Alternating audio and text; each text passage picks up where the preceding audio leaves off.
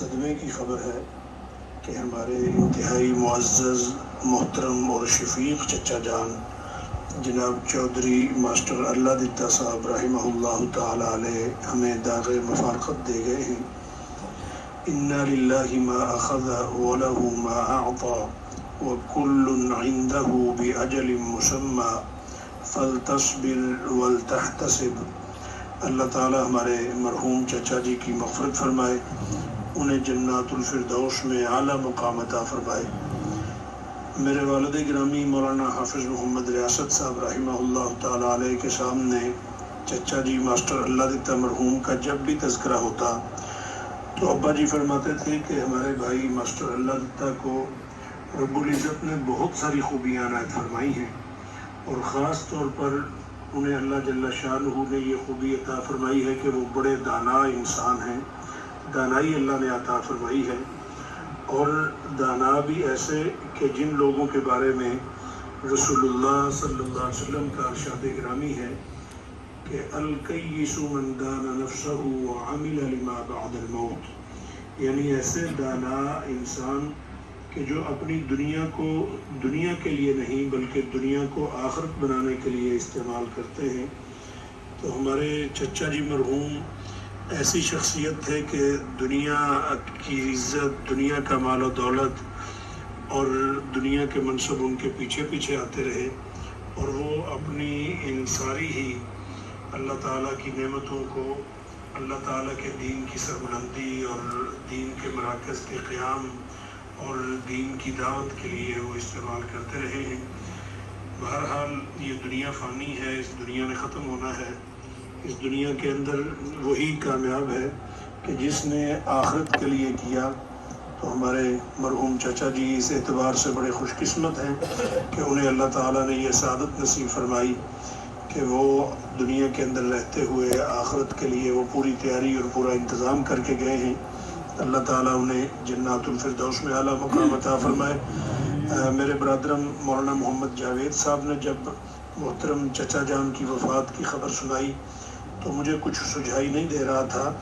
کہ میں اپنے برادران جناب حافظ محمد ادریس صاحب، جناب برادرم محمد اسجد صاحب، جناب برادرم قیصر صاحب، برادرم محمد امجد صاحب اور پوری برادری کے ساتھ اپنا غم کیسے شیئر کروں۔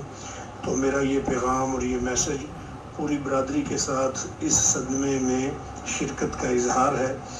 اس موقع پر میں بھی اور ہمارے تمام رفقائے کار ہمارے مرحوم چچا جان چودھری اللہ دتا صاحب کے لیے دعا گو ہیں کہ اللہ تعالیٰ ان کی مغفرت فرمائے، انہیں جنات الفردوس میں اعلیٰ علیین میں اعلیٰ مقام عطا فرمائے۔ ہمیں کمی محسوس ہو رہی ہے کہ یہاں پاکستان میں ہم نماز جنازہ میں شرکت نہیں کر سکے ہیں، لیکن یہاں کی اخلاص بھری دعائیں جہاں جہاں بھی موقع ملا ہے یقیناً ہمارے چچا جی کی میزان حسنہ میں انشاءاللہ مزید اضافے کا ذریعہ ہیں۔ اللہ تعالیٰ تمام دعائیں جہاں جہاں بھی ہو رہی ہیں چچا جی کے میزان حسنہ میں اضافے کا اللہ ذریعہ بنائے۔ اور میں تمام احباب کو جو میرا یہ میسج سن رہے ہیں انہیں بہت بہت سلام عرض کرتا ہوں۔ اللہ تعالیٰ ہم سب کی یہ دعائیں کرنا اپنی بارگاہ میں قبول فرمائے۔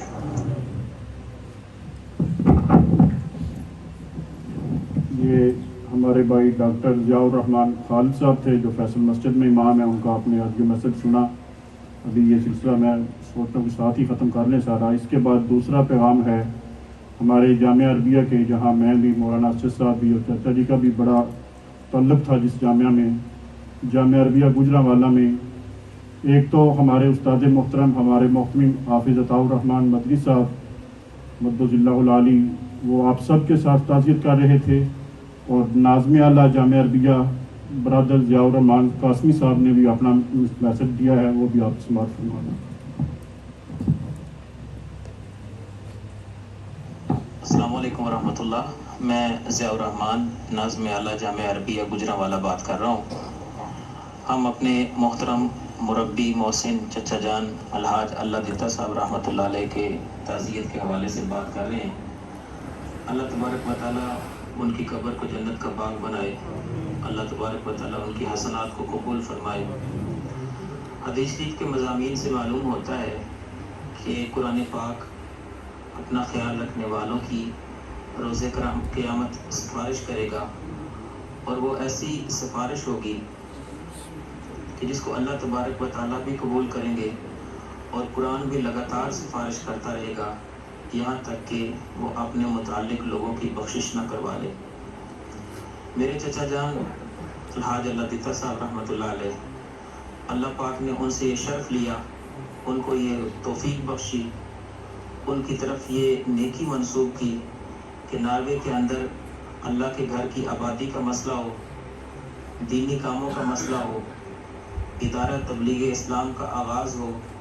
اور سب سے بڑی بات اللہ کے قرآن کی بات ہو، تو انہوں نے اسلامک سینٹر اوسلو کی شکل میں حفاظ قرآن اور خدمت دین کرنے والے بچے، اور وہ نسل جو ناروے کے اندر پیدا ہو رہی ہے